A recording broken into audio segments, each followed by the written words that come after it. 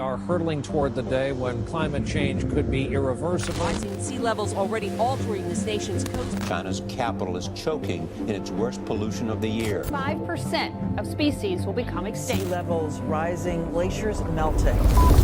If we do nothing, the picture of the world is one of absolute devastation. There's no convincing scientific evidence for man-made climate change. We're spewing 162 million tons of human-caused global warming pollution into it every single day, as if this is an open sewer. Satellite data demonstrate in the last 17 years, there's been zero warming, none whatsoever. It's why, you remember how it used to be called global warming? And then magically the theory changed to climate change? Sure. The reason is it wasn't warming, but the computer models still say it is, except the satellites show it's not. We are in the beginning of a mass extinction, and all you can talk about is money and fairy tales of eternal economic growth. How dare you? Drill, baby, drill. Drill, baby, drill. You can have the best capitalism and global capitalism in the world, but if people are dead, they're dead. It's over. Enough is enough. The world is at a breaking point. Catastrophic climate change, biosphere collapse, and a global energy crisis have been met with apathy, denial, and despair. It is going to take everything we know and love. Like clockwork, our corporate overlords present us with two untenable options. Submit to an Orwellian itinerary of energy rationing and population control, or ride the status quo into the abyss. Both sides are right, and both sides are wrong, which means both sides are missing a critical piece of the puzzle. Since the early 2000s, we have seen an increasing number of unauthorized and or unidentified aircraft or objects in military-controlled training areas and training ranges and other designated airspace. Some of them appeared to remain stationary in winds aloft, move against the wind, maneuver abruptly, or move at considerable speed without discernible means of propulsion. That's pretty intriguing. I think I would, without discernible means of propulsion, I would say that we're not aware of any adversary that can move an object without discernible means of propulsion. The phrase unidentified flying object is a deliberately obfuscating term. What it really is an alternative energy and propulsion device. This is the real reason for the secrecy. These technologies, if they were disclosed, would end fossil fuels, pollution, and poverty overnight, and usher in a new era of abundance, freedom, and peace. Instead, they have been kept secret for over 100 years. Dr. Stephen Greer, the world's leading expert on UFOs and extraterrestrial intelligence, has been advising presidents and heads of state for 30 years on the urgency of the situation. We don't have much time left.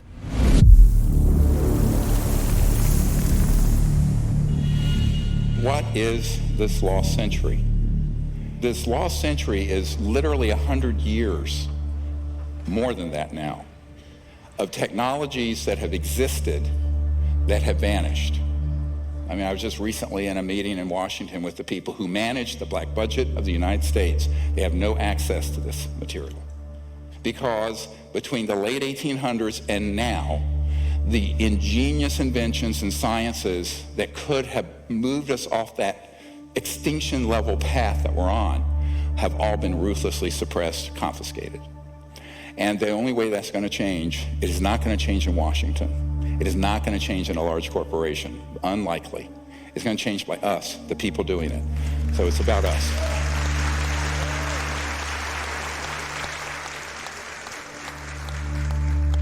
Let's look at this. You know what this is? Dude, this is a fucking drone, bro.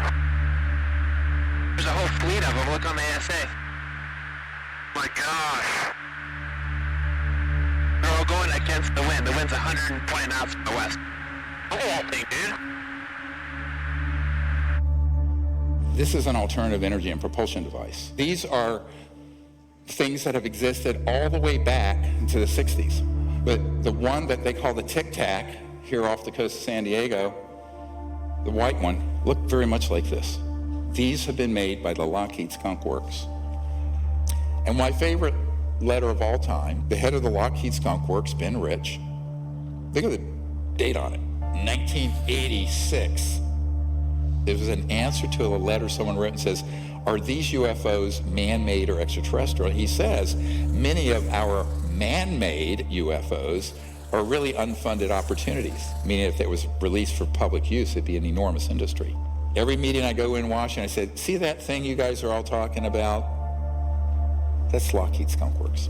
They have left us behind, and everything we see out in our world today is absolutely a construct. It's an absolute construct. The internal combustion engines are obsolete. The nuclear power plants are obsolete. The coal-fired plants are obsolete. We have the wind generators, those are obsolete. The solar power, it's all obsolete.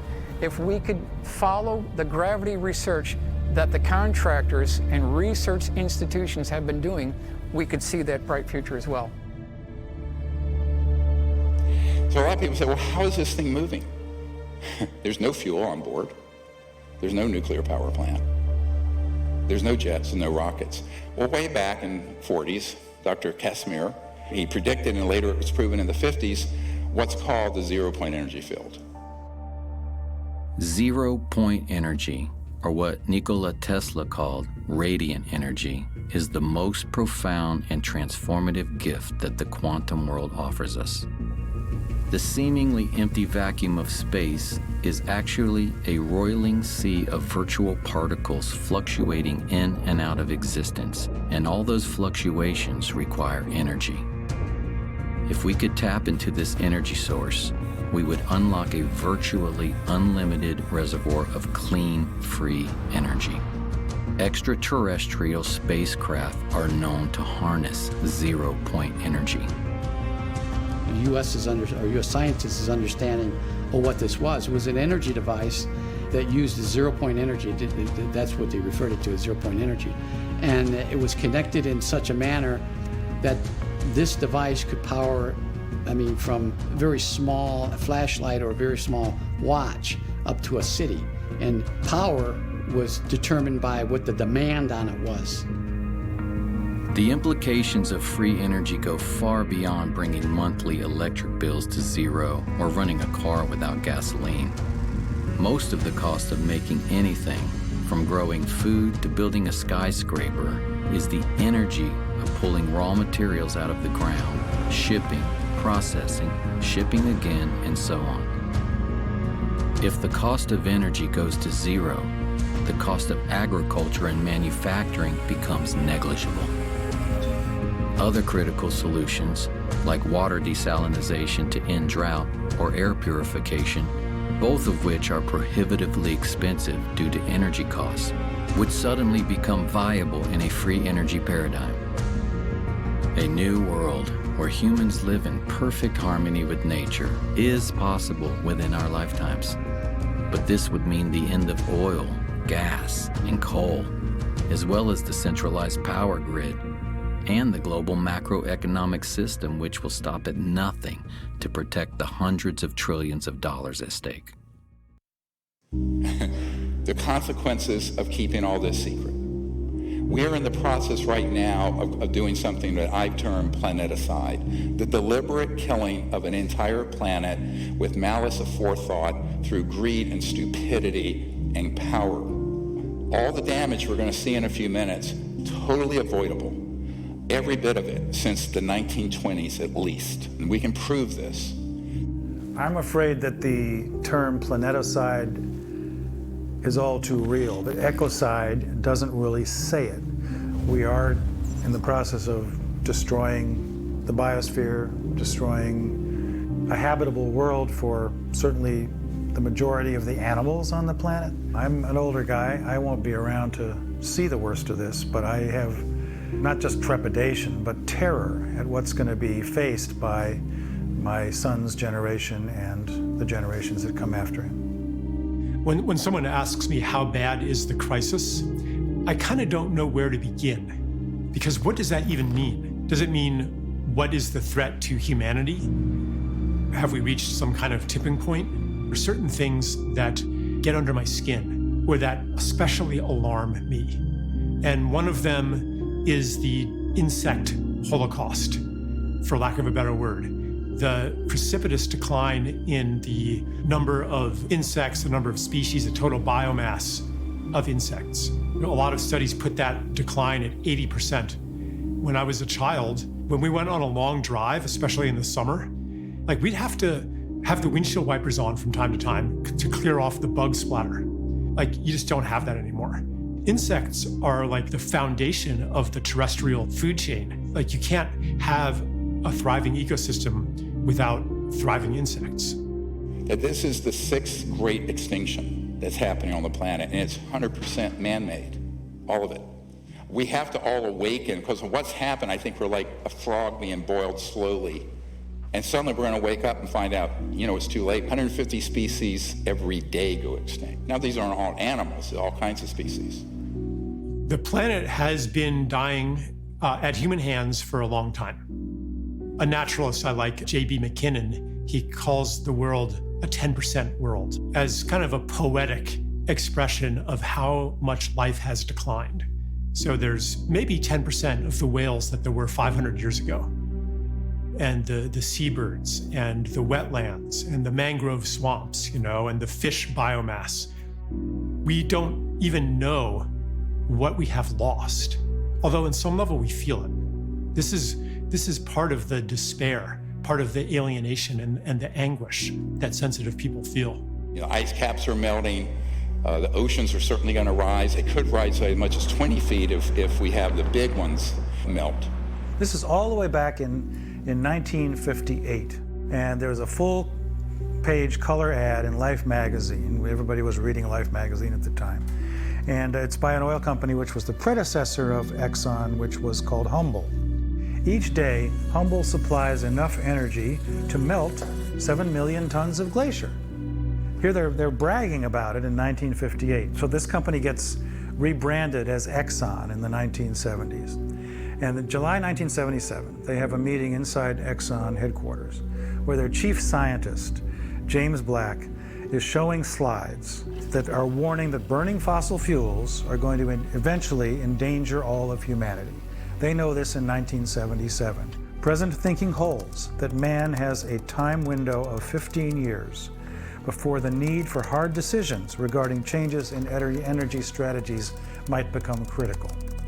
Well, those 15 years were up in the early 1990s. Look at this. How long ago was it recognized that this was a disaster? Senior scientist Exxon, 45 years ago. And actually it was known before then.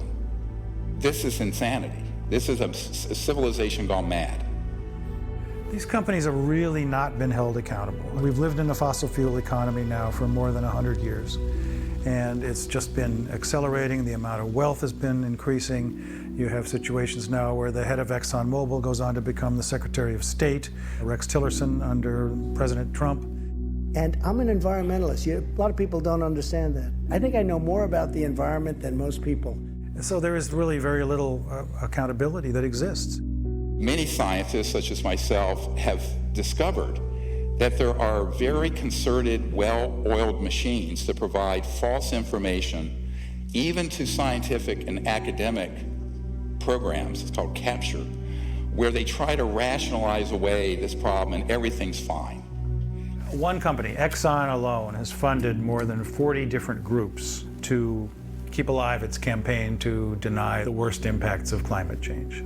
There was a guy named Martin Hoffert, and he's a professor of physics at New York University, a consultant to Exxon for their climate modeling during the 1980s.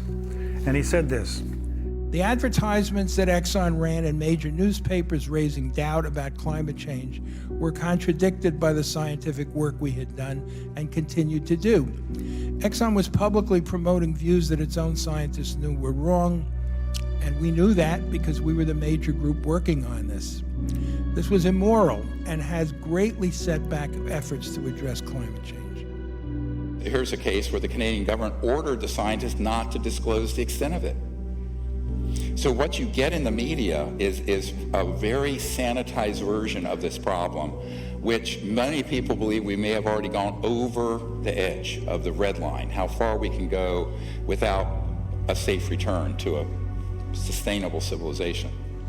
China is the world's biggest greenhouse gas emitter by a huge margin. And if there's anything clear so far coming out of this year's Communist Party Congress, it's that coal is having a bit of a revival in the world's second largest economy. A senior energy official said China will give full play to coal as ballast in the country's energy mix. Why are we digging stuff up out of the ground when we haven't needed to burn coal since about the 1920, 1930 time period? Here's your solar panels. I had to replace my solar panels with more, and they all end up in a landfill and they're toxic.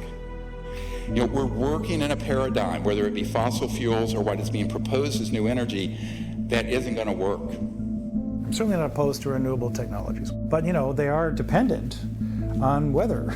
They're dependent on how much wind there is in an area, or they're able to harness of the sun. And they cost an awful lot to bring up to speed. No environmentalist wants to see vast landscapes converted to biofuels, or pit mines to mine silver and cobalt and lithium, wind turbines that kill birds and mar the landscape.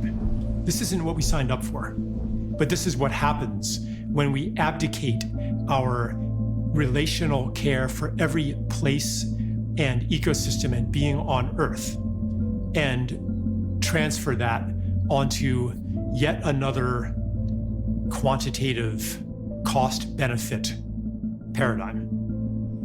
And you have lithium fields. The amount of pollution from these lithium mining operations for lithium-ion batteries in your Tesla, not to mention they catch fire periodically. Now, fair enough, I'm an emergency and trauma doctor. Gasoline cars catch fire more. I can tell you some horror stories, which I'm sure you don't want to hear. And then we have this whole morass of how we're living, you know, on wires that we haven't needed. And so the entire system is set up to benefit a relatively small number of global oligarchs and financial interests that we absolutely have to say enough. They've had 150 years to do this. If we want to live among other life in the future and not in a concrete hellscape where we retreat into virtual worlds to compensate for the loss of what is alive, then we have to change our ways. And we have to start acting from our care for life. Most of you know that there are these nanoparticulate plastics that are in the entire food chain. They cause cancer, they disrupt hormones, they damage your brain. And why? Well, if we had quote-unquote free energy systems from what we're going to describe as zero-point energy field, you would never have to have anything wasted because you have 100% recycling because the cost of the energy would be zero. And then we have all these famines happening around the world because of the absolute social injustice of a system that is driven by greed and scarce resources. When, as Tesla pointed out, there's an infinite amount of energy to be tapped in what has now been quantified as the zero-point energy field. How do you tap it? Now, mainstream science says it can't be tapped. It's there theoretically. Not true. And you're going to find out how untrue that is. International Panel on Climate Change, which issues annual reports about the dire state of things that we're facing. It says in their latest report that over the next decade alone, between 32 million and 130-some million people are going to be driven into poverty because of the changing climate in their countries. 3 billion people, almost half the world's population, has no way to cook their food. They have no way to heat. But what they're doing, they have to survive, is cutting down the rainforest and cutting down the scrub and shrubs in the desert. And you have what's called desertification, where you have the growth of deserts going on exponentially. You can take maps from 40 years ago and now and just see the growth of this dead zone. Why? You have 3 billion people that don't even have, even if they had access to fossil fuels, they don't have access. This is how they're living. It's not only that 3 billion people don't have access to energy sources, it's also that their way of life is under constant assault by our own, primarily through the financial system that imposes debt through development loans and other mechanisms on most of the world, who then must, in order to meet the debt payments, must convert their environment into commodities and their time and energy into labor for the global marketplace. So if you don't include those kinds of issues, and you're only talking about let's bring more energy to the world so that we can raise them up to be like ourselves. Come on, it's not working. Being like ourselves is not working. Look at the depression, look at the suicide, look at the addiction, look at the obesity, look at the despair. This is not a fit destination to evangelize throughout the world. We need some humility here. The dire emergency in East Africa, the drought there exacerbating the hunger crisis. As many as 20 million people could be starving by the middle of this year, half of them children. I firmly believe there can be no peace on this planet without justice. And there can be no justice when half the population of the world is required to live in abject poverty. It's a direct result of the world's energy system. So I always liken this, we're living in this sort of the Truman Show. It's a perfect metaphor for the world we're living in now where, the people who are saying we need more oil, gas, and coal until we get something to replace it, they're right.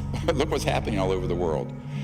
On the other hand, the people say we can't just keep drill, baby, drill and burning oil and gas and coal because we're destroying the biosphere. And they're right. Now, when both sides are right and both sides are wrong, someone's been had. We've been had by people who want to deceive us and think that we're actually having a legitimate debate about energy and the environment. We are not. We're all Jim Carrey living in this Truman Show of a construct. So everyone's saying, well, we don't have enough fossil fuels coming out, and the density of energy from solar and wind isn't enough, so let's build more of these. Well, then you're stuck with 1 million years of toxic, life-killing waste from nuclear reactors. Greenhouse gas emissions would only decrease, according to a recent study, by 4% if we double the amount of energy that we're getting from nuclear power by 2050. Well, that's not a very good statistic to think about. Most people think when nuclear power plant is running that you're somehow getting energy from the atom directly. No. What you're doing is splitting the atom, as it were, creating a lot of heat that boils water, heats water, it turns a steam engine, like a choo-choo train in 1849 coming out to the gold rush in California. That's all a nuclear power plant is, except they're stuck with 1 million years of waste. And this is the other problem. The distribution of the power from the point that you have the primary source, by the time you generate it, transmit it through the inefficient transmission lines, and then you're wiring in your device or your home, you've lost at least 66%. So 66% of the energy is completely wasted. So here's your energy grid. 12% is a new renewable. The rest is the old system. So if you plug in your electric car, 88% of the power is coming from gas and oil and coal. The entire world is running on an energy paradigm of scarcity, meaning that there's never more energy than we generate, and we lose that energy as we move it around and deploy it in different ways. And so energy is expensive, and energy is difficult to get to remote areas. And that energy is important because it's inputs in growing food, and it's inputs in manufacturing, and it's inputs in the economy, and it's inputs in all of these things that make people's lives better and that solve the problems that desperately need to be solved on the planet right now. Over unity is a very simple idea.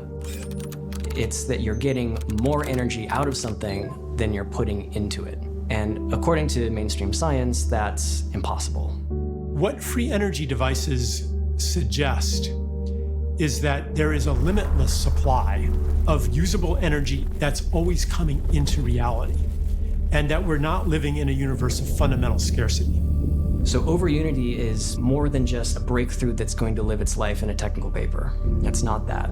It's really the ability of humans to liberate themselves. Yes, there is a history a long history of over-unity systems. For example, Nikola Tesla had one. Basically, his big magnifying transformer that he had on Long Island was such an over-unity system. He got the entire Earth itself in resonance. Everything going on is feeding energy into the Earth starts to feed energy into that wave that he created. So he gets a lot more energy in his resonant wave fed from outside, from the environment in the interior of the Earth. His idea was you could then put in a tap on it anywhere else on the world and extract it free. And of course, J.P. Morgan's take on that was, that's foolish, you can't put a meter on it. So that actually doomed much of Tesla's career at that point when Morgan found out that Tesla, was going to produce the energy freely. But I love this quote. If you want to find the secrets of the universe, think in terms of energy, frequency, and vibration. Now, the reason he said that is that when you use what's called a very high voltage system, you can tap in to what Professor Casimir called the 0-point energy field. Some people call it the quantum vacuum. Other people, like Professor Dirac, modestly called it the Dirac Sea. And we just tested a device last month in the Arizona desert, you'll see in a moment, that is based on that. Nobody is really trying to get, for example, over unity, more energy out of something than you put in, because it's assumed that that is impossible. Well, that might be impossible, but only if you don't really understand the fabric of reality itself. They just can't believe it, especially engineers, because I know how we were taught, right? There is no vacuum energy. You're just a kook when you think so, right? If they took a little more physics, they would go, well, maybe. It's not a small thing. It's not a matter of finding proof for some technology, for some invention, and convincing everybody of it. You can't convince somebody of something that so totally contradicts their basic assumptions about the universe. But what if there's a pool of energy available to us that we didn't even think was possible because we're operating on these 100-plus-year-old assumptions? We can't find this excess energy simply because no one's looking for it. So-called empty space isn't really empty at all. It's actually full of energy. So instead of being like kind of a quiet, empty lake, it's more like the froth at the base of a waterfall or something. But when you go to look at the numbers, you find out that there's enough energy in the volume of a coffee cup to, say, evaporate all the world's oceans if you could get it all of it. And here we have a car from 1921 running without a plug. Now look at this old car. And it was pulling energy out of, they just said, out of the environment. They couldn't quantify what, but they had the correct frequency, and this had a battery and some wiring, and it was running around without being plugged in. Memo to Tesla Motors, go and research this and get rid of your plug-ins. And this is one of my favorite, 1902. A farmer and engineer named Stubblefield with Tesla, he had something they called the Earth battery, or the Stubblefield battery, and it had rods going into the Earth and some wiring, and it was picking up this magnetic flux field of the planet, and he was running his farm, and Tesla was there with him. 1902. So when I say 100 years, lost century, no. I do not wish to talk about it myself, but I've been a victim of quite a bit of suppression. So has any other legitimate researcher in this area. The government is protecting the interests of the oil industry because they're in bed together. Tremendous amounts of contributions for politicians come from these huge companies, and these huge companies have been covering up for years what we're doing to the planet.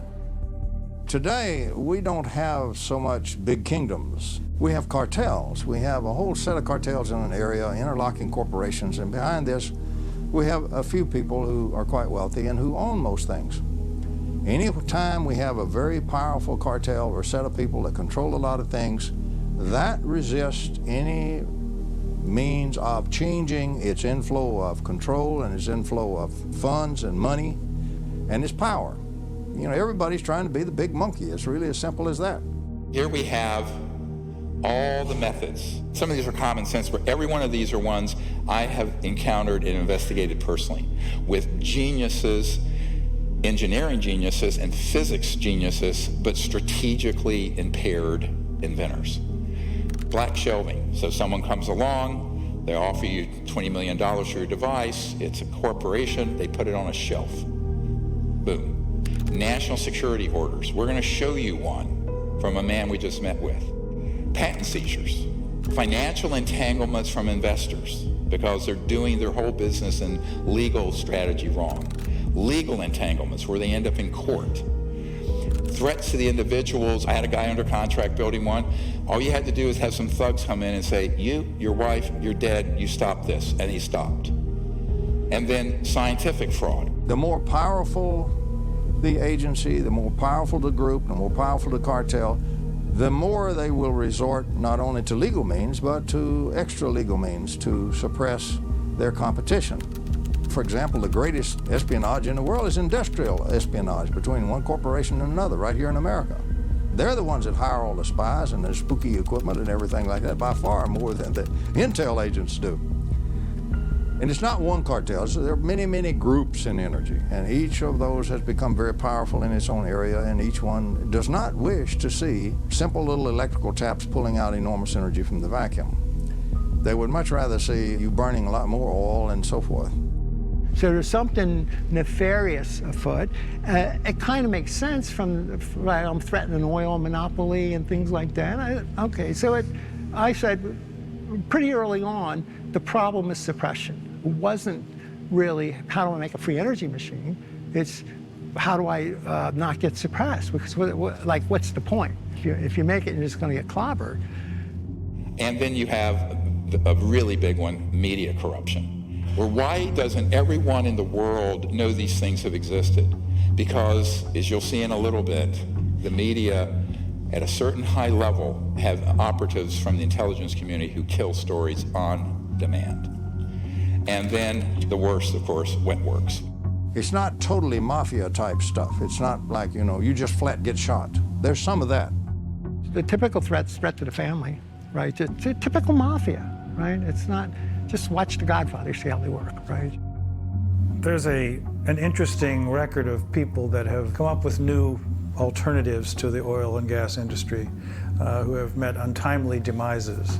I don't know if you'd say that's true in terms of Nikola Tesla specifically, but he was hit by a taxi cab back in the early 1930s and didn't die immediately, but then died alone in a hospital room a few years later.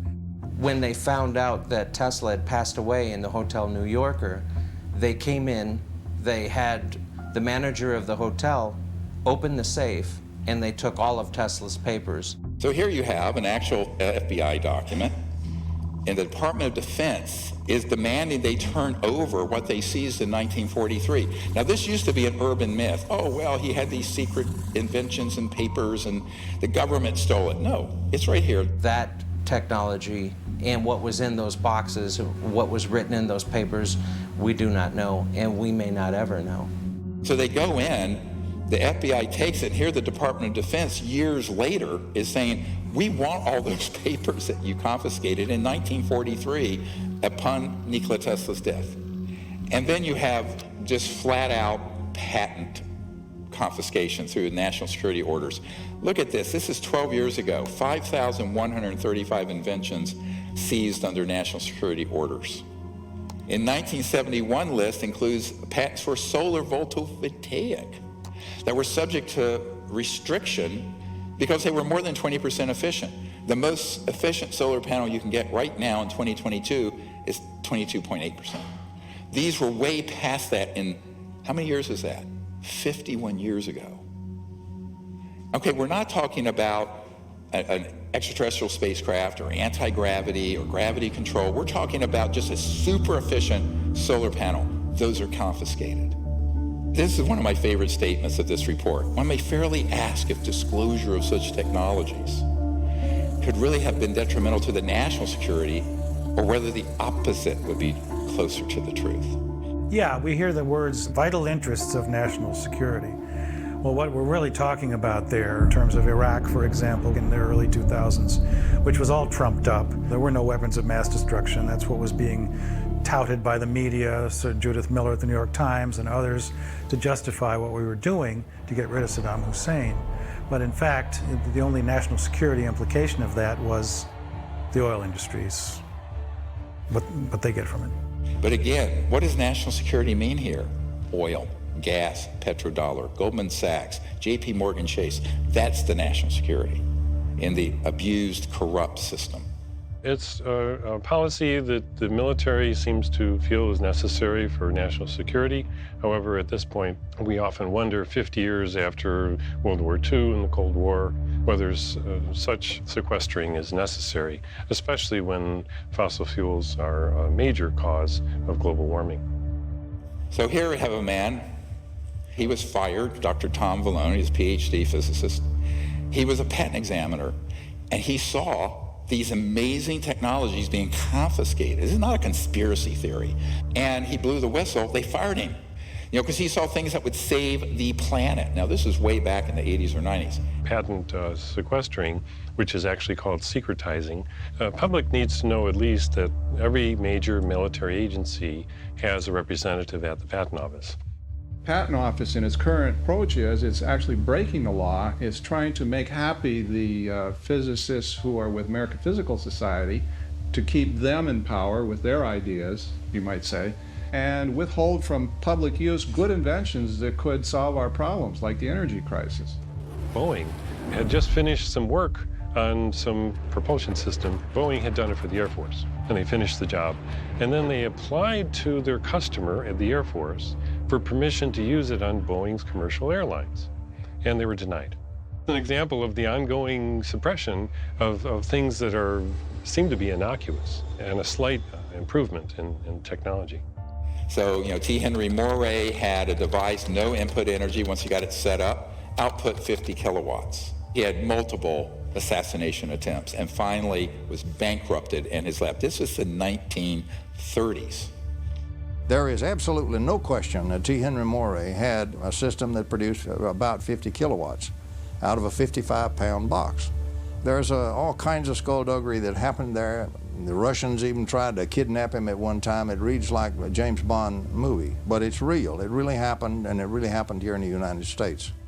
Here's a friend of mine. He was a Wright-Patterson Project Blue Book guy, but when he retired, he built a device that you could put on the air intake of a car. This is in the 80s, where you would get anywhere from 20 to 40-some% more range, miles per gallon, on conventional. I treat air, and out of air, I make it more than just providing oxygen for the combustion process. There are combustion-stimulating molecules and radicals generated in this process. Thunderstorm in a bottle. He had his lab vandalized, everything stolen, bomb threats, etc. This is a colonel who put his entire life savings into something in the 80s that would have been a game changer.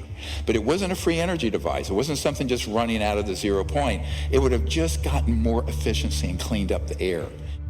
The Environmental Protection Agency is a bit of a dictatorial police agency.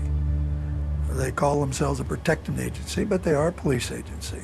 EPA cannot approve a fuel-saving device. They put out reams of documentation stating that something will not work. This gentleman actually took a device from a Russian immigrant and another and kind of packaged it. He didn't actually understand it that much. And you had 26, almost 27 watts going in, 7,460 watts going out, and tested and verified by multiple labs. Gray started developing this idea 8 years ago. For the past year and a half, he's been trying to get someone in the U.S. government interested. So far, he's had little luck. Gray says he's been getting the same reaction he got 30 years ago when he first proposed his theory. Get this guy out of here, he is crazy. But Gray says it's paranoia. The scientific community isn't willing to accept teachings opposite all previous learning. And the military aerospace industry is afraid to admit decades and billions of dollars worth of research have been wasted. Now, unfortunately, this disappeared because he actually took the ideas from some geniuses and was trying to make a lot of money. And so his became, I'm calling this crazy inventor syndrome. It's not very nice, but I mean, it's kind of crazy. And here's why it's crazy. They think I have the best thing since sliced bread, and the world's going to be the path to my door. And they don't realize they're going to have corrupt interests from the national security state, corporations, and all kinds of other people stop them. So they think they're going to do a normal investment and normal venture capital and patent it, or keep the secret sauce of how it works away from everyone. And in every single case for 100 plus years, they've taken that knowledge to their grave. You've seen The Paranoid Inventor, plenty of stories on those guys. It's my precious.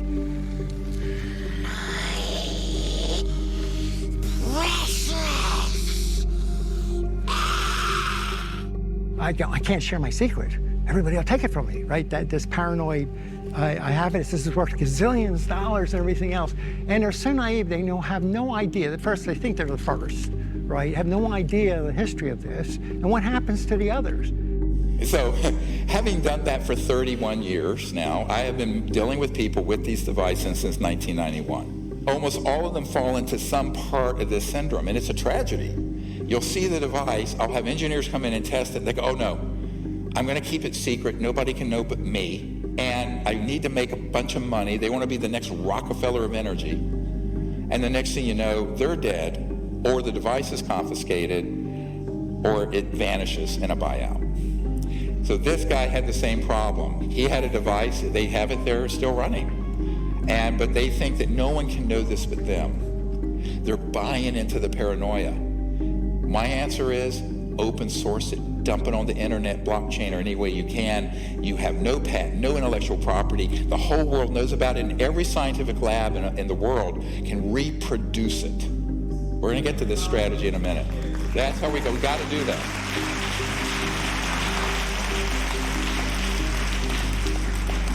Because the very definition of insanity is doing the same thing over and over and expecting a different result. That's attributed to Einstein. But how true is that here? So we have to change our strategy. Many of these inventors are really good at the technical stuff, but they're not great communicators.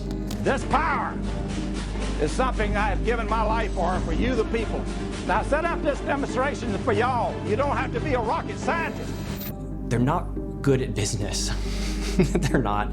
Like, God can make technical geniuses and he can make business-savvy people, but rarely do the two come together in one person. This story is fascinating because he had a tiny, you know what 17 watts is? Like a 20-watt light bulb. It was putting out 200 watts, 10 to 15 times more output than input. And this is in the 80s. This is 40 years ago. I was not convinced probably on the first 3 times that I saw the device and saw it tested that indeed it put out more energy than it took in. I am convinced now.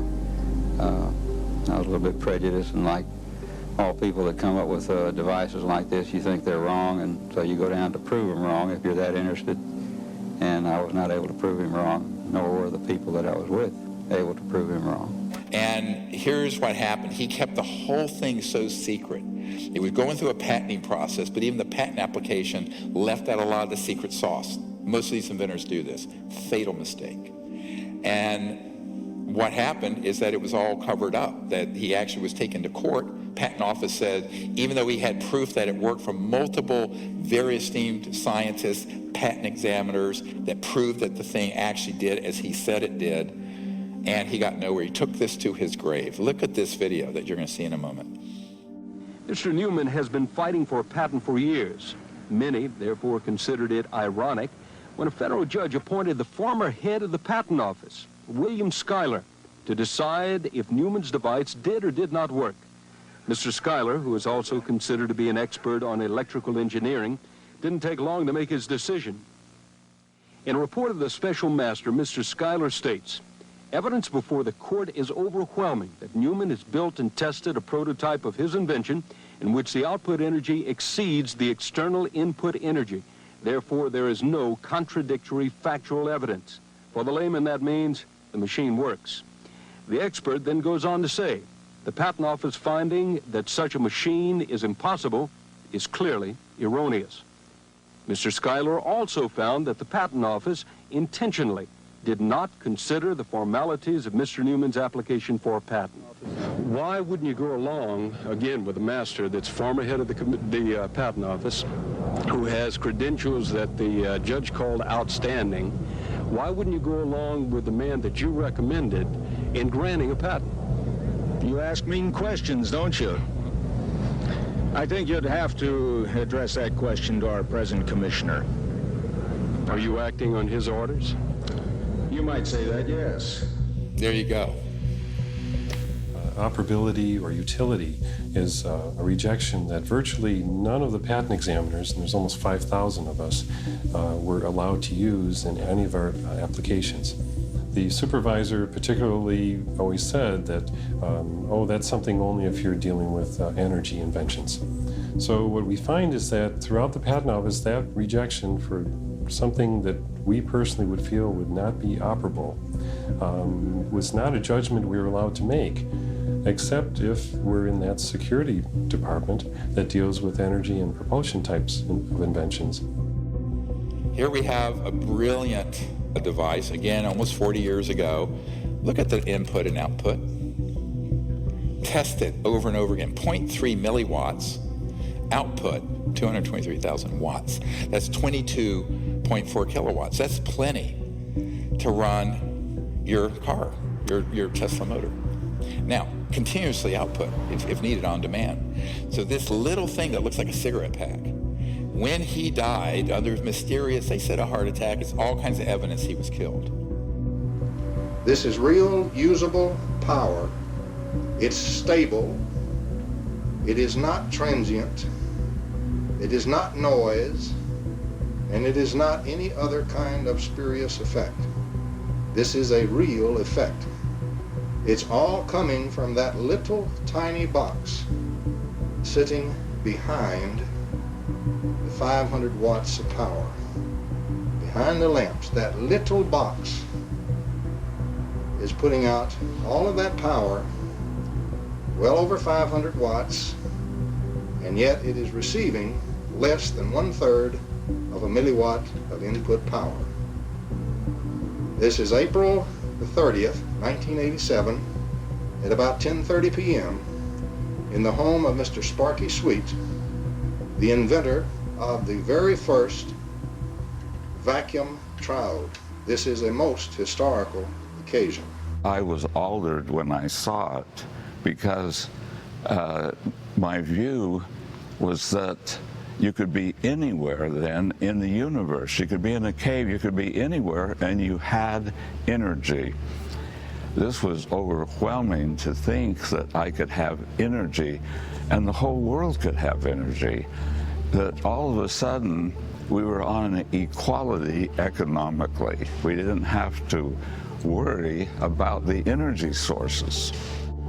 The rest of that power is coming out of the surging energy of the vacuum.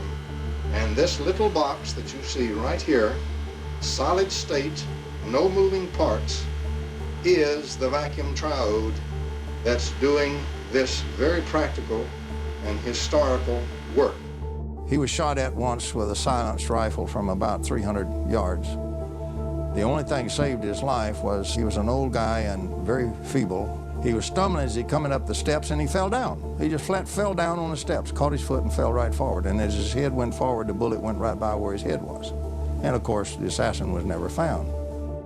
This guy called me up. He said, we really need your help. And I said, the only way you're going to do this is that you disclose it, all of it, open source it, get it out there. I will see that we get it out to the entire scientific community. He says, no, no, no. It's Gollum, my precious, my precious, my precious. And I said, dude, you're going to take this to your grave. He took it to his grave. Yep, it's gone. This very distraught lady, who's Sparky's wife, she's saying Sparky's dead. And that she said 2 strange men, she called them strange men, showed up at about 5 o'clock the night before, and they stayed for a little while, and then they left. And Sparky, an hour or 2 later, having a cup of coffee and just killed over onto the floor. called the ambulance, and she was 75 years old. They would not let her in the ambulance. And the ambulance then called her back about 20 minutes later and said, "We don't think he's going to make it." And that was the end of that until the next morning when she called my sister-in-law and talked to her and said, "There are men here that said they're FBI, and they got black vans, and they're taking all this equipment. What should I do?"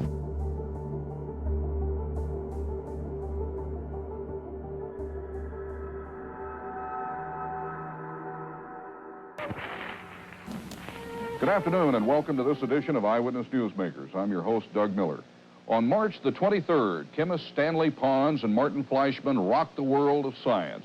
They announced that they had achieved cold fusion in their laboratory at the University of Utah.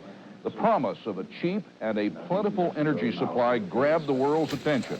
It didn't put out a lot of power, but what was scary is that this is 1989. It made the, cover of all the magazines.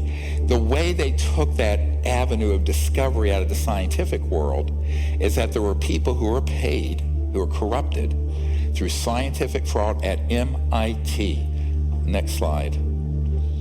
Dr. Eugene Maloff, dear friend of mine, PhD, Harvard and MIT, brilliant man. There was a man named Eugene Maloff who it's quite possible was eliminated by the powers that be in the fossil fuel industry. He died in 2004. He was murdered that year. But Maloff was an extremely important figure in the alternative energy world, especially in terms of what's called cold fusion. And he was at MIT in the science office for education when he saw how they had changed the data on the reproducing the Pons-Fleischmann experiment. And he blew the whistle. I inadvertently was looking through some piles of paper that had been given to me in a casual manner by all these hot fusion physicists as they were trying to do their calorimetric repeat of the Pons-Fleischmann experiment.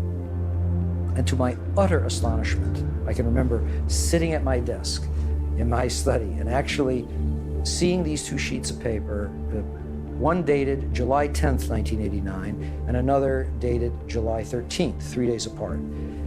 The difference between July 10th and 13th was dramatic, and I was stunned. I couldn't believe what I was seeing. It looked like monkey business to me at the time, and it has turned out to be exactly that. It was a lower echelon person in the Plasma Fusion Center at MIT, one of the 16 authors of a scientific paper done under Department of Energy contract that had altered data. And that data is scientific fraud, as far as I'm concerned, and many other people are concerned. And it was, it was hell on wheels. Finally get someone who brings him a 0-point device, solid state, no moving parts. And I said, Gene, we need to get this out to the public very quickly. Oh no, they want to keep it secret. I begged him and I begged him and I begged him and I begged him. He was beaten to death when he was over at his parents' home and was killed, murdered, made to look like some thugs. They were thugs, but it wasn't a random murder. And the device vanished with him. Good friend of mine, dear friend. What we really had was a threat to the scientific establishment. The threat of it even being implied as real and having monies, shall we say, being diverted from their favored programs, and that was a threat, no question. There was an actual threat of that happening.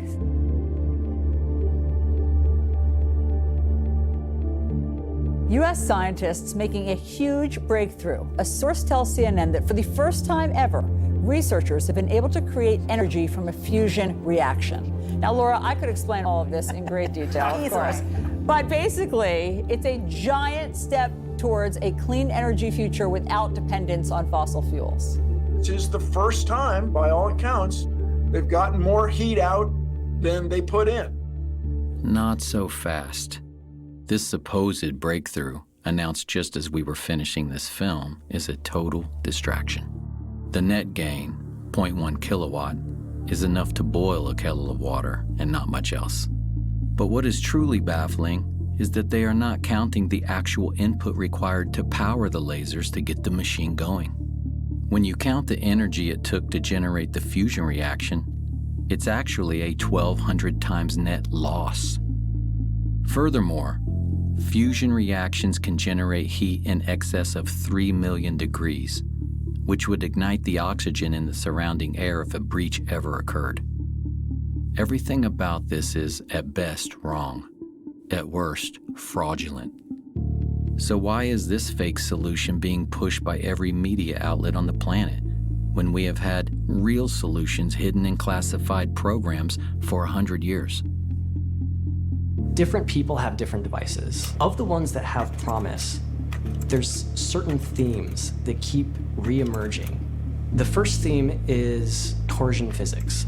Torsion physics is a fancy way of saying something that spins like this and something that spins like this. Think of it as like an hourglass shape.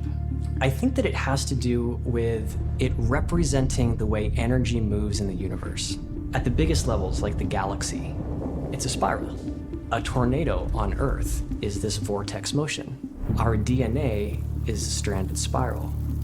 A second theme is plasma. A lightning bolt is plasma, right? The spark gap in a car is plasma. So plasma is the fourth state of matter. Solid water is ice. Add more energy, it melts and becomes water. Add more energy, it becomes steam.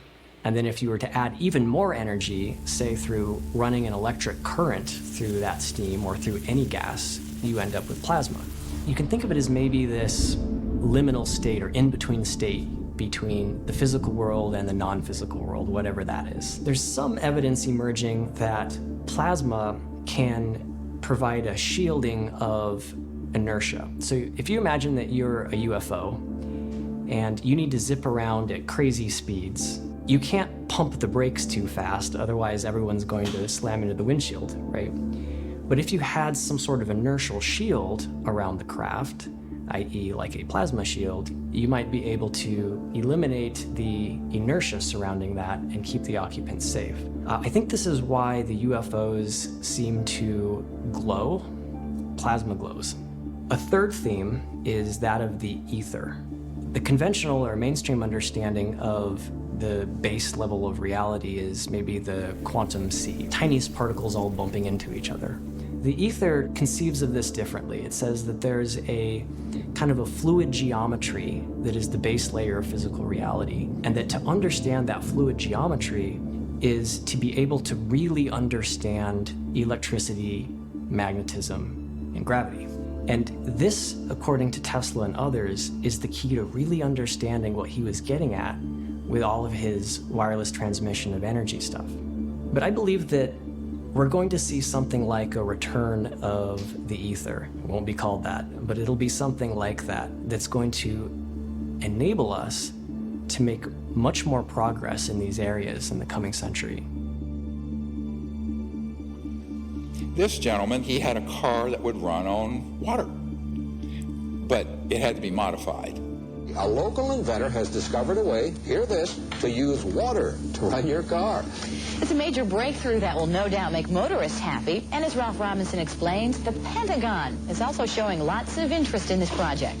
And he always kept that secret. He had a patent that he falsified the voltage and the frequency, cycles per second, because he didn't want anyone to reproduce it and leapfrog him financially. Again, this crazy inventor syndrome. And what happened, and when he passed away, there was a whole warehouse full of floppy disks and papers and everything, and his heirs wanted to sell it off. What people didn't realize is that this car was the least important thing Stan Meyer had. He had a toroid, and the toroid was a donut-shaped electromagnetic device that had had a national security order slapped on it. Because I was going to get it and openly disclose it. But though the scientific establishment may have ignored the likes of Meyer, the powerful military-industrial complex certainly hasn't. Over the past 10 years, Meyer says he's been quietly approached by many influential organizations who would never admit publicly to their involvement with him. This was a disaster. If we had a few $100,000 we were going to offer, but we made it clear we were going to open source it.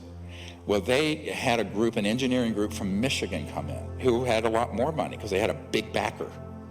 And they were going to monetize it, keep it secret, try to repatent it, all the usual crazy ideas, which would be great if you're just developing a new software program, but not something that's going to change the world forever. Can't do it. They were working on a couple years. I get this hysterical call. He says, Dr. Greer, we need your help. We need your help. He says, they're on the run for their lives. They've been sabotaged. They've had death threats. And my advice was, forget about Gollum and be in my ring, and my precious ring. In this case, it was literally a precious ring. Just put it out there. I will help spread it. We will build these up independently, have labs test it, and you cannot put that toothpaste back in the tube. You squeeze it hard enough. He says, yes, you're right. It's probably the only way, but they think they can find a safe country to go to. I said, you're going to have to go to another star system, my friend. I literally said that. No way that's going to happen. So sure enough, I find out a few months later, I'm meeting with a high-tech guy in Orange County. That entire team was assassinated. The one survived. It was just crying like a baby in this man's office. Technology shows that we can release energy up to beyond 2.5 million barrels of oil per gallon of water and do it safely. So it gives us the ability to not only sustain and maintain the economies of the world, but also give us the abilities to handle the environmental pollution problems at the same time. This sort of encapsulates, 5 or 10 of the suppression techniques, all the way from murder to crazy inventor syndrome, falsifying your patent, trying to make money first instead of proving the science first, etc. And of course, he took this to his grave. He was poisoned and killed at a Cracker Barrel. An ignominious death, if ever I heard one. Stan Meyer's water engine points us to a deeper mystery concerning energy in our universe: microscopic ball lightning. The late physicist Ken Shoulders developed a technology called charge clusters, which are likened to ball lightning. When they are discharged, they actually tap into the zero-point energy field. This is where most of the power in Stan Meyer's device was coming from. Like Stan, Ken Shoulders faced terrible suppression. And so I met with this CEO, and he says, yes, they approved a $5 million grant from DOE so we could develop this further, because one of the effects it had that they were really pursuing was putting low-level, initially, radioactive waste in these charge clusters, and it would cause isotopes that were non-radioactive to be created. What does this mean? You clean up all the radioactive waste. However, the phenomenon, the reason it was doing it was that it was actually activating, as it were, this baseline energy field that's at the fabric of space and time. And that's what they didn't want out. So in the rarest of events, that grant was published, and these vicious people who want to keep all this stuff secret went into the Secretary of Energy's office and said, pull that grant. And they pulled it. Another technology to harness the power of ball lightning is being developed by a team of engineers in Florida. They have successfully tested several prototypes that allow any internal combustion engine to run mostly on water.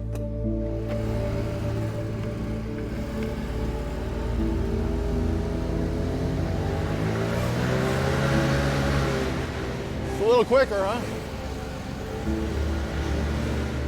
This is a phenomenal system, patented, but it runs internal combustion engines on water with a little bit of gasoline in it so you don't have to modify the engine. It won't rust. What this means is, with Stan Meyer, you really had to have a different kind of engine and spark plug and all that.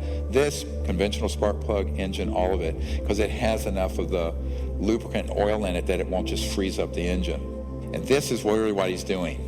Stan Meyer, this device, and many of the others, Ken Shoulders charge clusters, they're creating these small microscopic ball lightnings that when they discharge are tapping into that zero-point energy field and creating the motive force. Boom! That's why the concussion from the thunderclap is so huge. There's a huge amount of energy, and it's actually sourced from the vacuum energy. All the dots connected. This is what's happening, right? So we need to make the thunderclap engine. Many times breakthroughs are made because the inventor or the scientist was inspired by looking at nature. The same systems and the same mechanisms that exist in nature that you can see can also exist in the devices that you build. So by trying to mimic that, you can tap into the intelligence that nature has already shown you when it comes to being efficient with the energy transmission mechanisms. Another current technology was recently investigated by Dr. Greer and his engineering team at an undisclosed location in the Arizona desert. 1, 2, 3, 4, 5, 6 magnesium alloy specially configured plates. This thing's the size of a nice-sized shoebox. The circuitry you see on the right is a misdirect because the guy has crazy inventor syndrome and thinks he can keep it secret and make $1 trillion. You don't interfere with the big, powerful people. You don't put them out of business. They're still in business. They still have those 50-year leases on the lines and all the power transformers. You'd be able to get one of my power plants, just replace a coal-fired plant, you know. But it wouldn't be big news or anything because I'm just selling the electricity to them, okay? And then they're going to say, wow, we're making more money at this plant than we are the others. So they're going to put them around, you see? They're not going to let me in. They're going to fight me tooth and nail. But I'm going to be very sneaky about it. This thing, for 3 years, had been sitting in this near a chicken coop in his backyard out in the desert, putting out 3 kilowatts of power continuously, and we cranked it up to 5 kilowatts. No input power. And it's running off the magnetic flux of the space around it that he can tune to any place on the earth so it's correct, and boom. This thing, solid state, no moving parts. We just saw this. But he's a textbook case of making every wrong decision. Tried to patent it.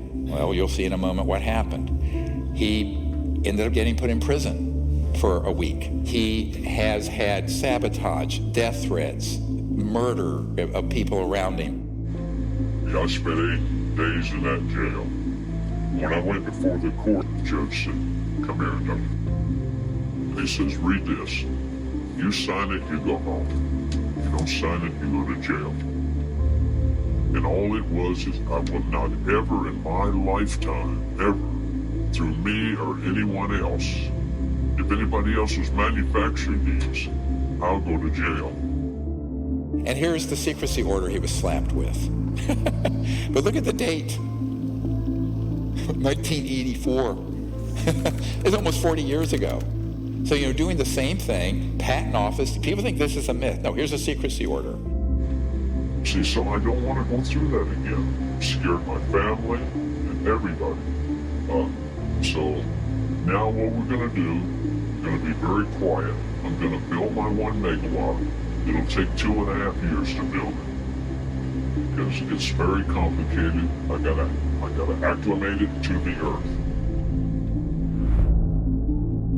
Technologies like this and countless others will never see the light of day without a radically new strategy.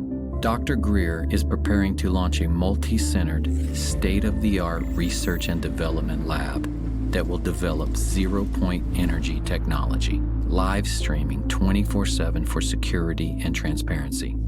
All research results, data, and plans would be released to the world open source, freely available to the public and the scientific community.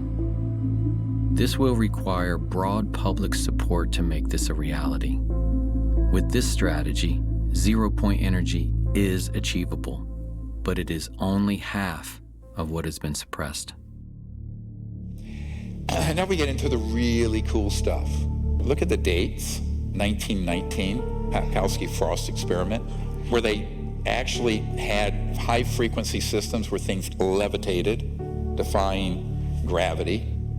And then T. Townsend Brown, and he had very high-voltage systems, electrogravitic, they call it, where high voltage would cause this lift effect and would actually create, if you will, a bubble, an electromagnetic field that would allow an object to move at enormous speeds and free of the forces of gravity, what's called gravity control. An Office of Naval Research report on T. Townsend Brown's electrogravity device includes a transcript of a conversation between Major General V.E. Bertrandius and Lieutenant General H.A. Craig. Bertrandius remarks, "It sounds terribly screwy, but Friday I went down to a place called the Townsend Brown Foundation, and believe it or not, I saw a model of a flying saucer." Townsend Brown was an independent experimenter, and he actually worked on, as you can see, very large replications of saucers that he believed were vital for a different type of propulsion. The big question is, can I prove this? This I consider to be a very serious Rosetta Stone. This is Young Men magazine. The article is titled, "The G Engines Are Coming."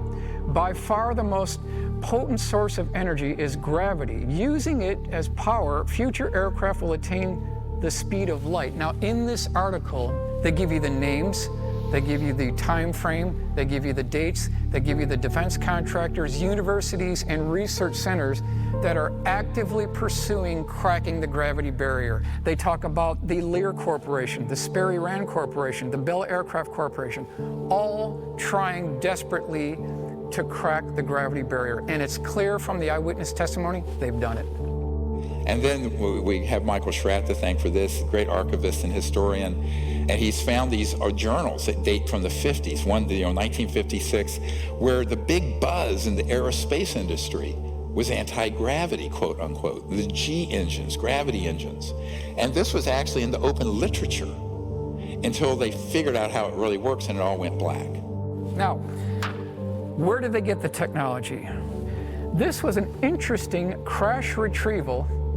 This is prior to Roswell. This is November 1946. This was seen by a courier who went to Wright-Patterson Air Force Base, and he had a guard, an MP who he was friends with.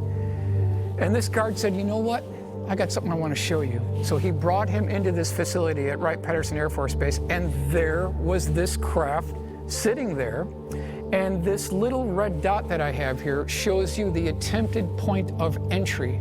They were using a diamond-tipped drill bit to try to get into this craft. So the question is, if this is one of ours, why would they be trying to get into this? So is this the beginning origin point of a reverse engineering program?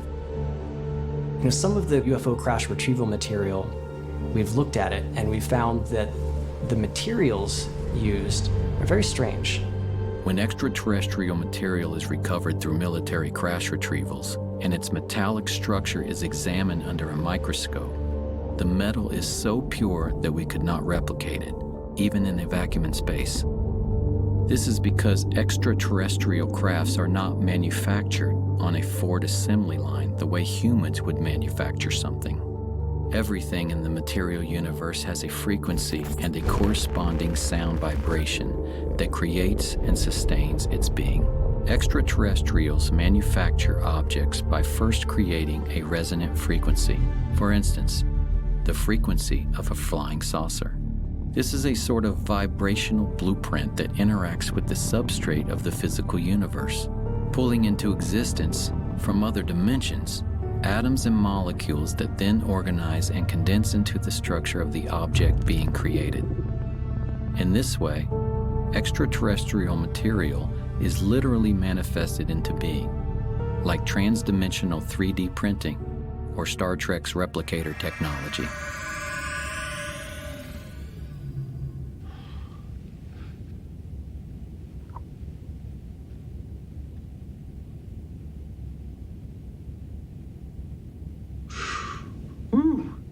Moving on to 1963.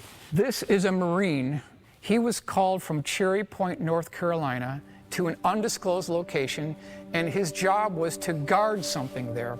And when he got to this facility, they opened up these doors, and he saw, propped up on scaffolding, this 40-foot diameter dish-shaped craft that looked like a fat hamburger. It was about 15 feet tall. he noticed that there was a white circle painted on the floor, and his job was to shoot to kill anyone who would try to breach that circle. They were trying 3 ways to get into this craft. Number 1 was a diamond tip drill bit. So we've got 2 cases of this now. Number 2 was an acetylene torch. That failed. And then the final attempt was bringing in 2 18-wheeler tractor-trailer lowboy trucks that had these very high-voltage generating devices, and they were using a laser to get into this craft. In a previously unreleased interview with aerospace designer Brad Sorensen, Sorensen describes a secret air show that took place at Norton Air Force Base on November 12th of 1988. A classified military exhibit in which so-called alien reproduction vehicles were unveiled. The craft were hovering off the floor with no landing gear underneath and nothing supporting it from above. When asked where did they get these concepts from, Sorensen states, "They said they copied it." By the way, these went all through the solar system. The components, Mercury era, 1959 to 1960s, early 60s. So these were operational. When did we master gravity control, where these were being functionally built by classified projects here on Earth, not extraterrestrial? October 1954. So here we are, riding on the surface of the roads in cars belching out garbage and pollution. When I say a lost century, it really is. They were already working on these programs as early as 1948. During the Clinton administration, they were spending $100 million a day on black budget programs. The big question is, has this been integrated into the aerospace industry? And if we look at what the witnesses are reporting, they're reporting similar things across time, across dates, locations. Now this is March 23rd, 1966. This is Temple, Oklahoma. Primary eyewitness name is Eddie Laxon. He was an electrical engineer. He was working at Sheppard Air Force Base, so he's commuting to work. It's about 5:06 in the morning, and I want to stress that this is not my case. This is an actual United States Air Force Project Blue Book case, and it can be verified through Project Blue Book. So he's going to work in the morning, and all of a sudden, something is blocking the road in front of him. And he notices something that looks all the world like a tipped-over bowling pin. It's about 75 feet across. On the starboard side of the craft that you see here, there was an air stair cutout door and a man. I want to stress this was a man, this is not an alien. He was wearing 2-piece green military fatigues. He had a baseball cap with the bill turned up, and he was shining a flashlight near the bottom of the steps. Above this air stair door, there was an interesting stinger or spire that tapered back and swept back to the end of the vehicle, and at the end of this spire, there was about an 8-inch diameter sphere, and that's interesting because I keep getting reports from the eyewitnesses of spheres and balls and protrusions and prongs sticking out of these UFOs. And if you look at what the eyewitnesses are describing to us, and you look and examine high voltage electrical equipment, it's a match. I believe I can make a case that the components that people are seeing on these UFOs are off-the-shelf high voltage electrical components. When this gentleman, who was this military green fatigue gentleman, when he noticed that he was being watched by Eddie Laxon, he scurried up this ladder, he slammed this door shut, and then there was a high-pitched drilling noise. This craft levitated off the ground and then took off like a spark on a grinding wheel and made no sonic boom whatsoever. This is back in 1966. Rockets are obsolete. Solid rockets are obsolete. Jets are obsolete.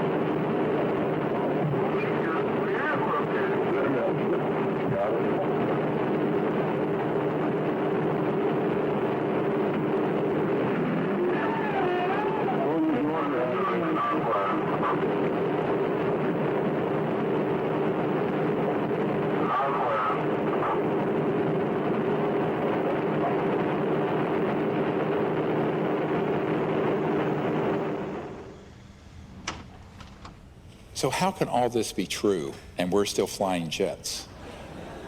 Elon Musk tweeted this out.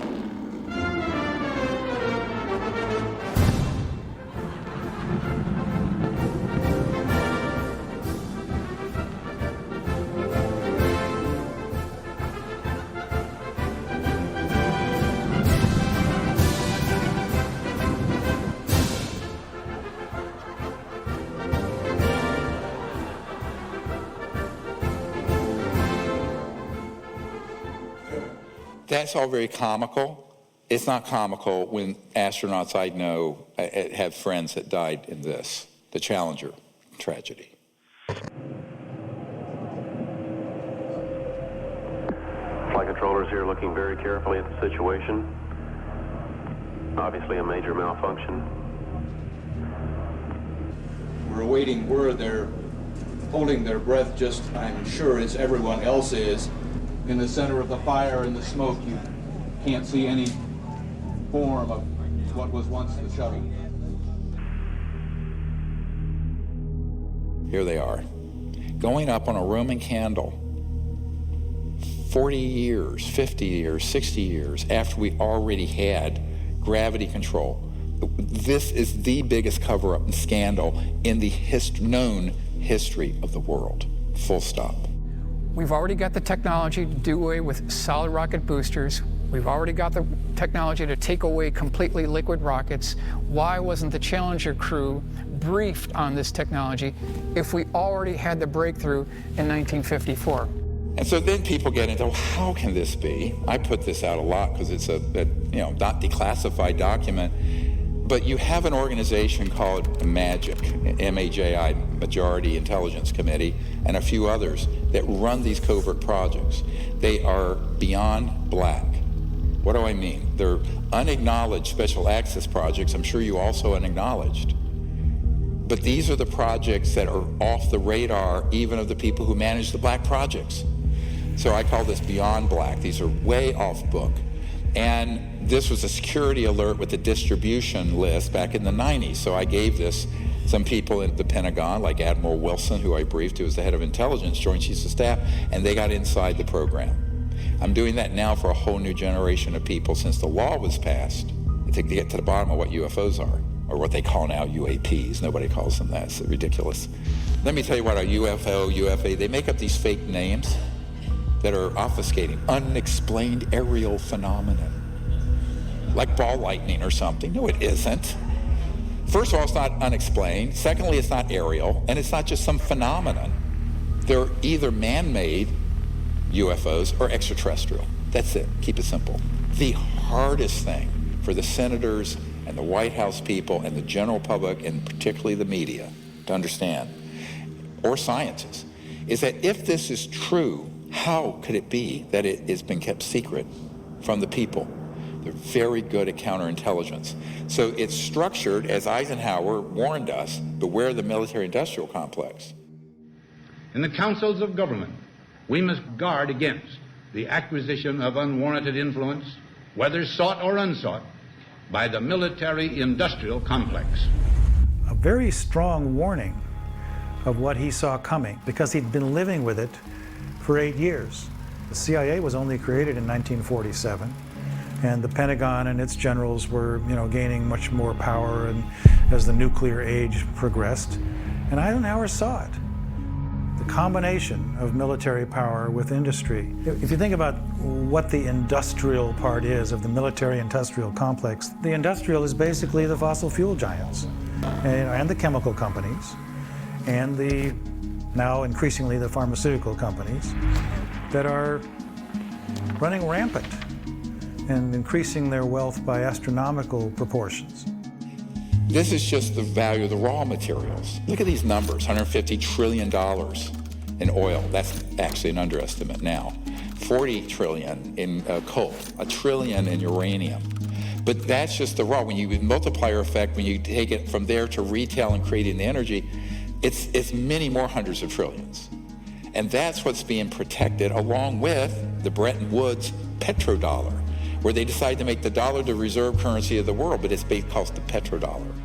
So the entire macroeconomic, global economic system is sitting on a crumbling foundation of the energy system we use. And it's going to have to be transitioned. It should have happened 100 years ago. Now we're out of time. The malefactors of great wealth, as Teddy Roosevelt once warned us about. Writing the laws, you know, paying politicians to write the laws that they want. Why is that happening? Robert Kennedy Jr. wrote the introduction to both editions of my recent book, which was Horsemen of the Apocalypse became Climate in Crisis in its most recent version. And he said this, which I think is quite apropos to what I've been talking about today. They work together in lockstep, coordinated by Capitol Hill trade associations, lobbying firms, captive agencies, and paid-off politicians to increase authoritarian control, to transform all of us into mindless consumers, to shift middle-class wealth to billionaire plutocrats, and to liquidate our Purple Mountain majesties and our entire planet. They have declared war on democracy and personal freedom. A shadowy government with its own Air Force, its own Navy, its own fundraising mechanism, and the ability to pursue its own ideas of the national interest, free from all checks and balances, and free from the law itself. So get your mind around this. There is the government, constitutional government of the United States. And then there's this other secret government operation, which has more money, more power, more technology. It is a criminal enterprise. It is not sanctioned by the president, and it is not sanctioned by Congress. And yet they're using our tax dollars and are raping the planet and destroying the earth and impoverishing half the planet. That's what we have to fix. We've got at least 109 UFO crash retrieval cases. All we need is one to be correct. And if they exploited the technology associated with these craft and procured that and put it into our aerospace industry, they have made a tremendous breakthrough in aerospace technology that I think that our Challenger astronauts should have been briefed on, our Apollo astronauts should have been briefed on, and we could have avoided all of this obsolete technology, and we could all move forward to that wonderful world and are not basically bound to these oil industries. Some people wonder why we don't know more about this. Why isn't the media telling us what's really going on? We have about 15 billionaires and 6 corporations controlling 90% of the media in the United States. We've got AT&T, Comcast, Walt Disney Company, National Amusements, that includes Viacom and CBS News, and Fox Corporation. They rely on advertising revenue, and that's going to mean they're towing a certain line. This is a CIA document. It was released. I was surprised it was released, and it says that we have relationship with every major wire service, newspaper, news weekly, and television network in the nation. In many instances, we have persuaded reporters to postpone, change, hold, or scrap stories that could have adversely affected national security interests or jeopardized sources and methods. Here's another part of your Truman Show everyone's been forced to live in. The idea that we have a free press or that we have a free market economy. Pray tell any economist in here, I challenge you, how do we have a free market if the most important scientific breakthroughs of the last 100 years have been ruthlessly confiscated, people murdered, and kept off the market? No, it's a controlled economy. It's a controlled media. It's an abomination, and it's killing the planet. There were days when I wished I had never seen free energy. The amount of pain that you wake up at 3 o'clock in the morning because you can't do anything, and you know that pollution can be cleaned up, and everyone is on the same economic basis. And because you're powering everything with the free energy, you can do really what the philosopher Joseph Campbell said. He said to seek after your bliss. And I think that free energy does it. And so what do? Well, the current paradigm we just went through, the new would be unlimited abundance, no poverty in 20 years. There would be no poverty on Earth in 20 years with these technologies. Universal peace, because you're not fighting over everything now. And Earth in harmony with humanity and the biosphere restored. It's important to realize that the technology that is required to heal Earth already exists and has existed for a long time. That the problem is not fundamentally technological. If we came into coherence around the goal of healing Earth, we could do it in 5 years because the capacity of life to heal is just incredible. But we're just in the way of it all the time. I mean, even look what happens if you stop paving over a parking lot. In 5 years, cracks appear, weeds are growing out of it. In 15 years, you see chunks of pavement here and there, and trees are growing. In 50 years, you don't even know a parking lot was ever there. In order to maintain Earth in a state of ugliness and unlife requires constant effort because the power of life to live is so strong. That's what life wants to do, it wants to live. We only make 100 million cars a year. If we converted like that, which is not going to happen, all manufacturing of automobiles to these zero-point energy generators, it would take, do the math, 15 years. We barely have 15 years left. The date I've been given, 2035 to 2040, and we're done. The scale of the transition is almost unthinkable. There are an estimated 14 million kilometers of paved roads across the Earth. There are many millions more of power lines comprising the so-called smart grid. A real smart grid would be no grid at all. We need a compassionate transition. Instead of displacing millions of workers who support today's energy infrastructure, we must enlist them in the radical transformation of our world that lies before us. You've all heard of the Hopi prophecy, probably. There are two lines on the Hopi prophecy. Right now, our entire planet is on the line, the upper line that terminates. We're an extinction level event trajectory. That's the path we're on. There's another line in the Hopi prophecies, and that's one that we have to jump onto that goes on and on forever. That's our choice. We, the people, have to choose it. It is not going to be done for you like a Ouija board in Washington or at Wall Street. We're going to have to unite and do this ourselves.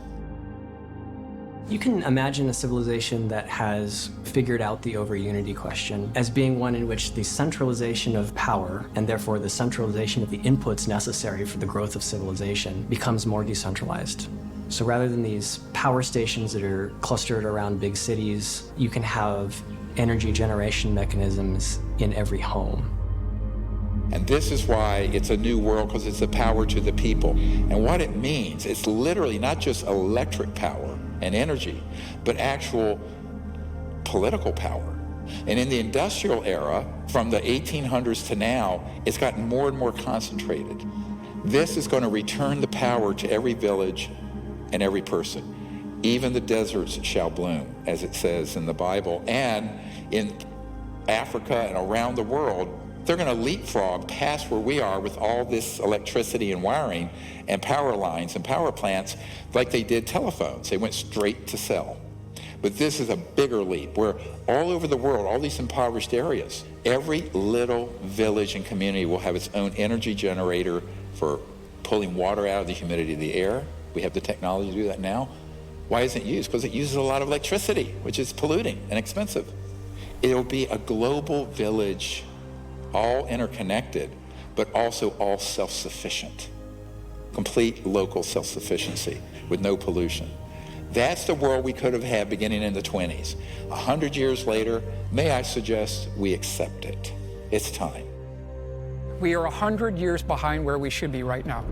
Why are we still pounding metal nails into boards to build houses? Why are we still loading up shipping containers on tankers and taking 2 months to get here?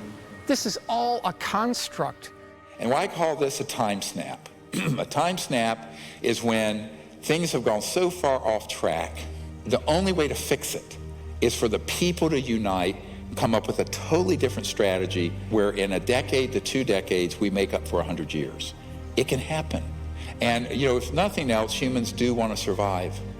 But this is now a survival question for every man, woman, and child on the earth. So that's why we have to do this. We have to remember also that the capacity for life to heal is almost unlimited. And we see this already with people who are restoring ecosystems and regenerating farmland. You know, even in a few years, miracles happen. You know, springs that had been dead for generations come back to life. Species that hadn't been seen in the area seemingly magically reappear. And so we can't forget that. We can't succumb to a despair that is founded in our distrust of the power of life itself, which again is part of the origin of our current condition. Visualize your house off the grid, clean energy, no wiring. Why? Because every device, whether it's this size device or your refrigerator, will have a small solid state quantum vacuum, 0-point energy device in it, running it. So there's no electromagnetic fields running through your house because you don't need wiring. Think what that'll do to construction costs and the simplicity of it. And here we are in the Sahara Desert, and you want to grow food? You create a biosphere dome. It's run on free, clean energy, as we've demonstrated. You're growing oranges. You can grow crops. You can have different zones in it for different temperature and humidity control. So anywhere on the planet that you need to have foods, it could be done under controlled circumstances, digitally automated, but with no cost for the energy and the water, virtually none. What that means is the food scarcity and starvation we're facing, that goes away very quickly in a 20-year period. Here's your typical street in your neighborhood, anywhere in the world. And as we bring these technologies out, the grid comes down. We don't need it anymore. When there's a snowstorm or hurricane or whatever, you don't lose power because you're not dependent on a grid that's going to be torn down by ice and snow and wind. You don't need wires. All these wires, it's a clutter of wires. You don't need them because every device will have its own source of energy. This could have been done decades ago.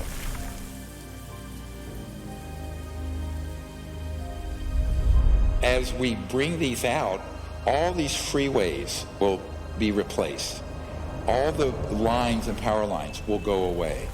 We can float above the surface. And in every city in the world, we're going to see this transformation, every village in the world. And then we have these cities, you know, eventually where you're just floating, they're guided pathways, you know, the ground is pristine, and then we're going out into space. So everyone remember where our destiny is. Our destiny is not just Earth, it's the whole cosmos. How is that going to be possible? The only way we're allowed to go outside our solar system is if we become a peaceful civilization. Otherwise, it's locked down. You know, we are considered a planet that is dangerous and armed. Each one of us is very invested in the world as it is.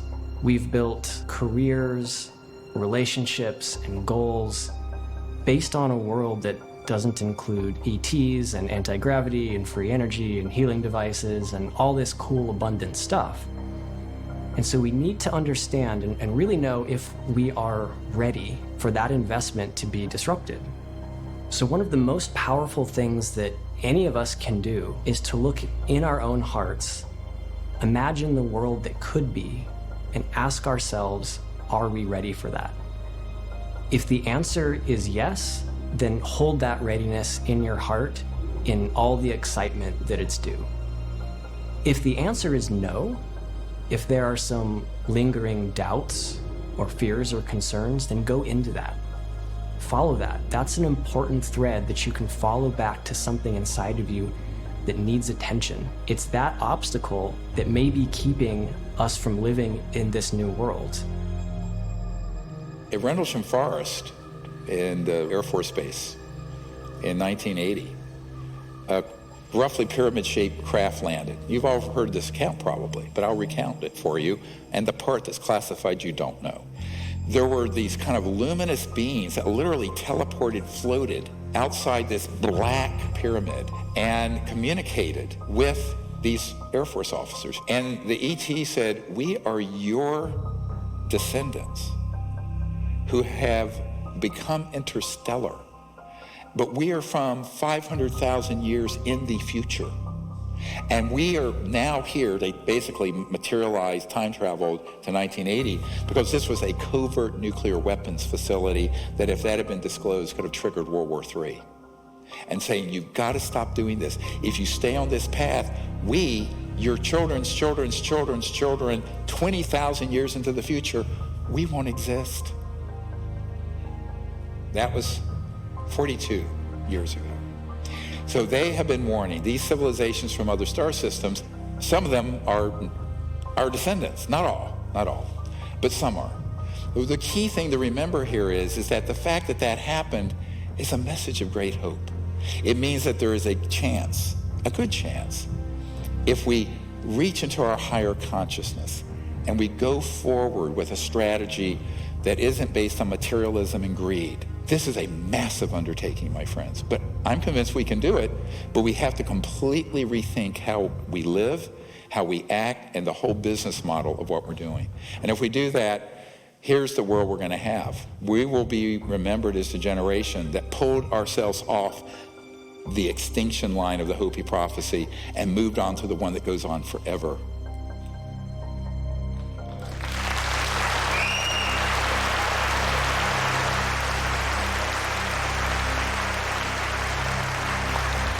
Thank you all. We can do it.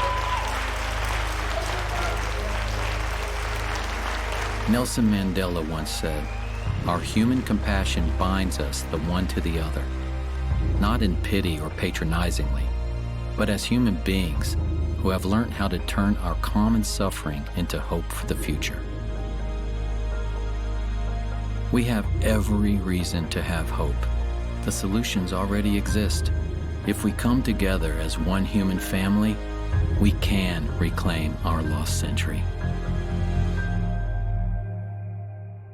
I wanna be free, so free, like a feather blowing through the breeze, like a bird in a tree, like a dolphin in the sea. I wanna fly high, so high, like an eagle in the sky. And when my time has come, I'll let it all go with a sigh. Pachamama.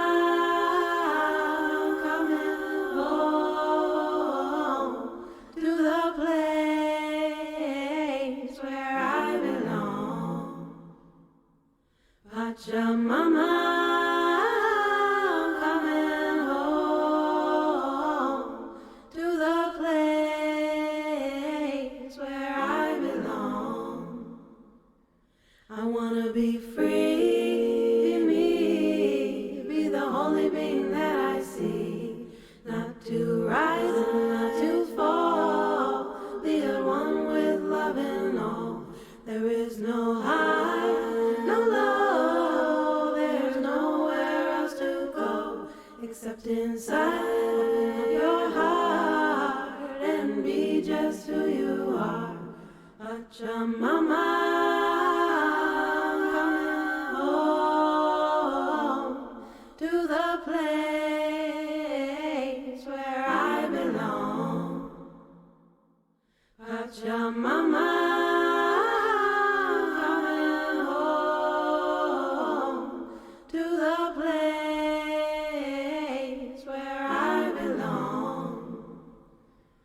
Pachamama,